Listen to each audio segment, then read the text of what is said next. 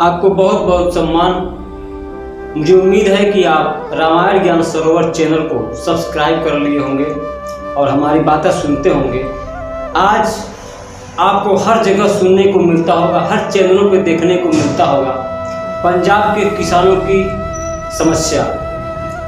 आज वह एक मुद्दा चर्चा का विषय बना हुआ है। हर गली में, हर चौराहे पे उसकी चर्चा हो रही है।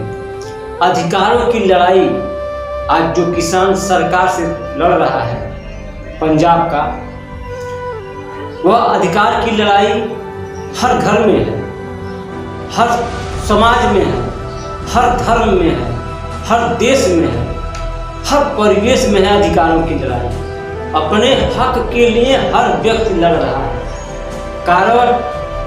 कारण अधिकार देने वाला बेईमान है या अधिकार मांगने वाला बेईमान है। अधिकार पाने का हक किसे है? अधिकार पाने का अधिकार किसे है? और अधिकार देने का अधिकारी कौन है? अधिकार देना कब चाहिए और अधिकार मांगना कब चाहिए? इन सारी बातों को आज मैं डिटेल से आपको समझाऊंगा।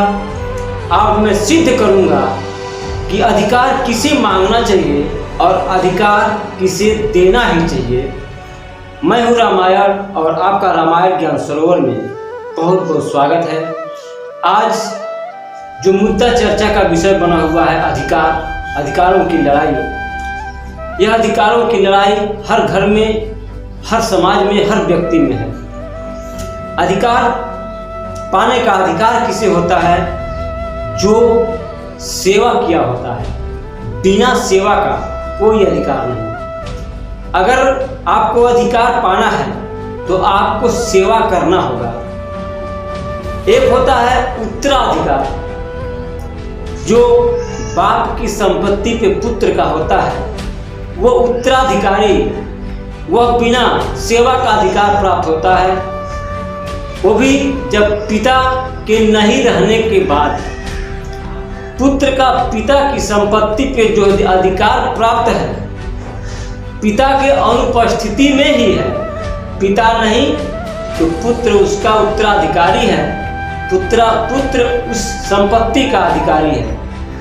तब तक जब तक पिता अगर है तो पुत्र का कोई अधिकार नहीं। मतलब आपका पिता के रहते इस दुनिया की किसी वस्तु पे बिना सेवा किए हुए कोई अधिकार नहीं बनता है। किसी भी व्यक्ति का इस दुनिया में किसी भी वस्तु पे उसके मूल्यों को अदा किए हुए, उसके रूल्स को फॉलो किए बिना, उसका सेवा किए बिना उससे कोई अधिकार नहीं बनता है। आपका अधिकार किसी वस्तु पे, किसी व्यवस्था पे या किसी व्यक्ति पे तभी है जब आप उसका हक अदा किए हैं सेवा के रूप में, या आप उत्तराधिकारी हैं। किसी का सामान है, उसके गैर मौजूदगी में, उसकी अनुपस्थिति में, उसके नहीं रहने के बाद उस वस्तु पे आपका अधिकार बनता है। अन्यथा बिना सेवा किया कोई अधिकार नहीं बनता, किसी का कोई अधिकार नहीं बनता। अब रह गई बात अधिकार देना चाहिए किसे। अगर व्यक्ति कोई वास्तव में सेवा किया है तो उसे उसका अधिकार मिलना चाहिए।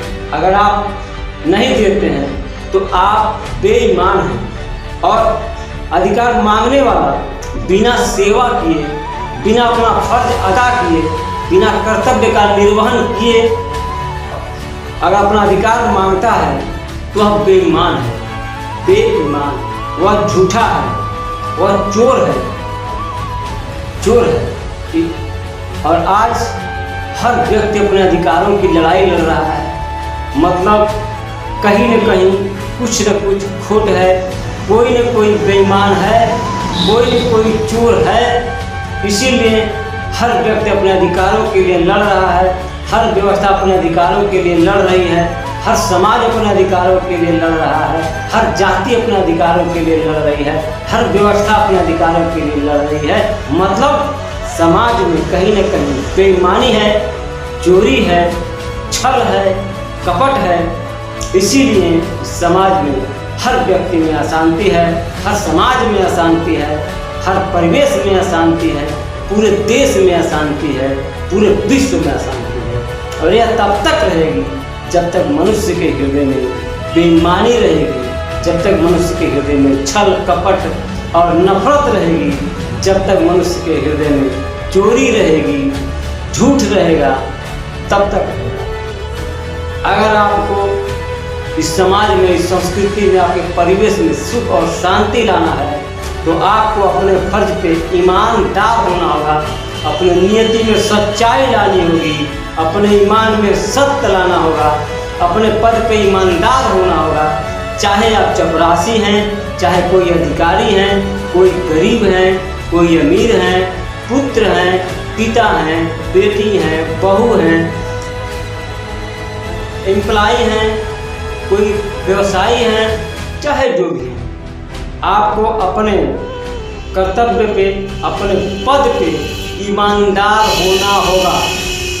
आपको अपने पद पे ईमानदार होना होगा, अन्यथा यह लड़ाई चलती रहेगी, चलती रहेगी, चलती रहेगी और आप अपना जीवन व्यतीत करते रहेंगे। कब आए पता नहीं, कब चले गए पता नहीं, जीवन क्या है पता नहीं, क्या करना था पता नहीं, जीवन बीत जाएगा, उम्र गुजर जाएगी और आप हाथ मलते खाली हाथ इतिहास बनाए बिना, अपने फर्ज को अदा किए बिना इस दुनिया से रुखसत हो जाएंगे। इंसान है, इंसान बनिए, नियति में सच्चाई ला कर देखिए, अपने आप को सत्य बना कर देखिए। भगवान और विधि और विधाता कैसे आपका सहयोग करते हैं, कैसे आपके सामने आते हैं। झूठ के बवंडर से निकलिए, अभिमान से बाहर आइए।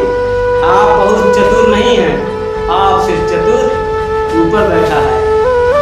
रामायण इन्हीं बातों के साथ अपनी बातों को संपन्न करता है और आपको सुखद जीवन की कल्पना करता है, कामना करता है और आपसे निवेदन करता है आप महसूस कीजिए कि स्वर्ग में